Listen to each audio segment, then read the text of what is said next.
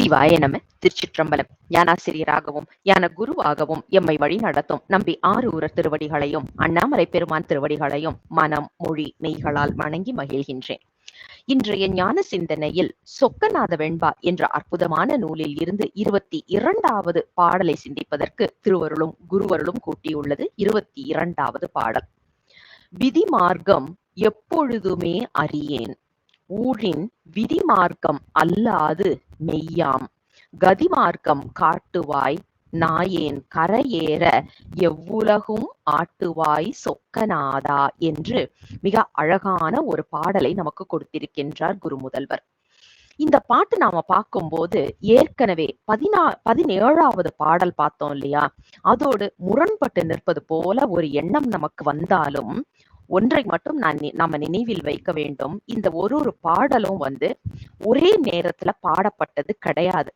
அப்போ ஒவ்வொரு கால சூழல்ல ஒவ்வொரு நாள் அவருடைய சிவபூசை நேரத்துல அருளி செய்தது அப்படிங்கிறதுனால அன்னன்னைக்கு உள்ள அந்த அனுபவங்கள், அது குருமுதல்வருடைய அனுபவங்கள் கிடையாது, நம்மை போன்றவர்களை கடை தேற்றுவதற்காக அருளி செய்யப்பட்டது. அப்படிங்கிறதுனால அன்னைக்கு யாரோ ஒருத்தருக்காக கொடுத்த பாடல் அந்த 17வது பாடலும் சரி, இன்னைக்கு பார்க்கக்கூடிய 22வது பாடலும் சரி, நாம அப்படிதான் பார்க்கணும். அப்ப இது நமக்கான பாடலாக இருக்கலாம் என்ற ஒரு எண்ணத்துலதான் நாம இப்ப இந்த பாடலை படிக்கவும் புரிந்து கொள்ளவும் முயல வேண்டும்.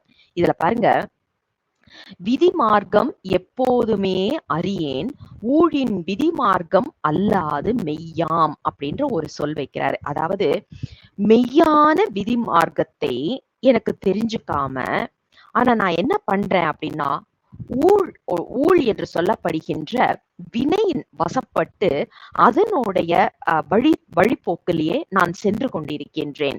எனது மனம் மொழி மெய் அனைத்தும் வேதம் என்ன சொல்கின்றதோ, ஆகமம் என்ன சொல்கின்றதோ, சாத்திரங்கள் என்ன சொல்கின்றதோ, எனது குருநாதர் என்னை எப்படி வழி நடத்துகின்றாரோ இப்படி செல்லாமல் கருவி காரணங்கள் வழியாக செல்கின்றது.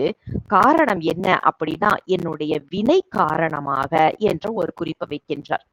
நம்ம எல்லாருக்குமே தெரியும், ஒவ்வொரு மனிதனுக்கும் 2 விதமான முடிவுகள் எடுக்க வேண்டிய நிலைப்பாடு ஒவ்வொரு தருணத்திலையும் பெருமான் கொடுப்பார். ஒரு எண்ணம் நமக்கு எது சரியான எண்ணமோ அது நமக்கு மனசுல உதிக்க வைப்பாரு. 2வது, நம்முடைய ஊழ் காரணமாக, நம்மளுடைய வினை காரணமாக வரக்கூடிய ஒரு எண்ணத்தையும் கொடுப்பார்.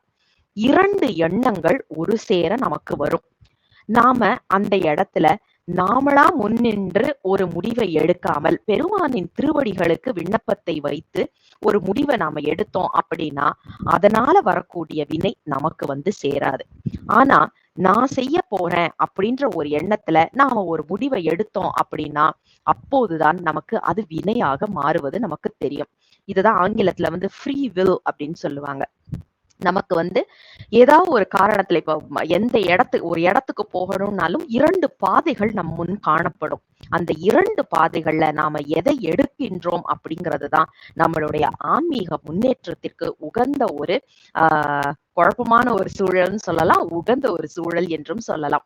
அப்படிப்பட்ட விதிமார்க்கம், அதாவது ஆகமம் என்ன சொல்கின்றதோ, சாத்திரங்கள் என்ன சொல்கின்றதோ, தோத்திரங்கள் என்ன சொல்கின்றதோ, இதையெல்லாம் நான் கவனிக்காமல் பார்க்காமல் என் வினை என்ன சொல்கின்றதோ அதன் வழி நான் சென்று கொண்டிருக்கின்றேனே. எனக்கு எப்போது சாமி நீ என்றுமே பூரணனாக இருக்கக்கூடிய நீ என்னை எப்போது பூரணத்துவம் என்ற ஒரு நிலைப்பாட்டுக்கு எடுத்து செல்லுவாய் அப்படிங்கிறதுதான் கதிமார்க்கம் காட்டுவாய்.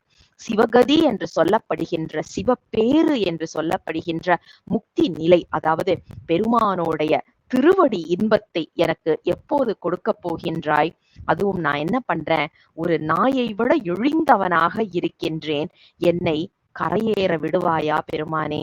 நான் கரை ஏறணும் அப்படின்னா இப்போ பிறவி என்ற கடலில் தத்தளித்து கொண்டு இருக்கின்றேன். என் கூட இருக்கிறது எல்லாம் பாத்தீங்கன்னா சுறா மீன்கள் தான்.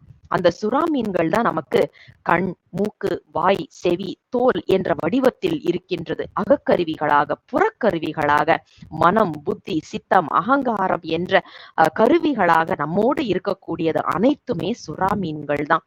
இது நம்மை கடலுக்கு அடியில் தள்ளிச் செல்ல போகின்றதா, அல்லது ஐந்தெழுத்து என்ற துடுப்பை வைத்து நாம் கரையேறப் போகின்றோமா என்பதும், விதிமார்க்கத்தில் எந்த விதிமார்க்கத்துல நாம நம்ம பயணத்தை மேற்கொள்கின்றோமோ அப்படித்தான் நமக்கு கரையேறவும் விடுவார் பெருமான். அதனால்தான் பாத்தீங்கன்னா இதுல எவ்வுலகும் ஆட்டுவாய் சொக்கநாதா என்ற ஒரு அழகான குறிப்பு வைக்கின்றார். இந்த உலகம் எந்த உலகம் வேணாலும் நாம சொல்லலாமே. அதாவது இன்னைக்கு உள்ள காலகட்டத்துல அவங்க கண்டுபிடிச்சிட்டு வர்றது என்னன்னா, எத்தனையோ விதமான கிரகங்கள் இருக்கு, எத்தனையோ விதமான இன்னைக்கு நாம சொல்ற மாதிரி மில்கி வே கேலக்சின்னு சொல்லி நம்ம சொல்றோம். அது தாண்டின விதத்துல கூட நமக்கு நிறைய கோள்கள் இருக்கு அப்படிங்கறதெல்லாம் நமக்கு தெரியும். அனைத்தையும் ஆட்டுவிக்க கூடியவன் சிவபெருமான். அப்படிப்பட்ட சிவபெருமான் அனைத்தையும் ஆட்டுவிக்கின்றார் அப்படின்னா என் வினையையும் அவர்தானே ஆட்டுவிக்கின்றார். அப்போது என்னை சரியான வழியில் நான் நடப்பதற்கு அவர் மட்டுமே தானே எனக்கு வழி செய்ய முடியும் அப்படிங்கிற ஒரு குறிப்பை இங்க சொல்றாரு. இதற்கு நாம என்ன செய்ய வேண்டும் அப்படின்னா, பெருமானின் திருவடிகளுக்கு விண்ணப்பத்தை வைத்து தினமும் நமது சிவபூசையில ஒண்ணுதான் கேட்கணும். சாமி, இன்றைய காலகட்டம் இன்னைக்குள்ள நிலைமையில காலையில எந்திரிச்சிட்டேன், சிவபூசை முடிச்சிட்டேன், இன்றைய நாள் எனக்கு ஆரம்பிக்கின்றது.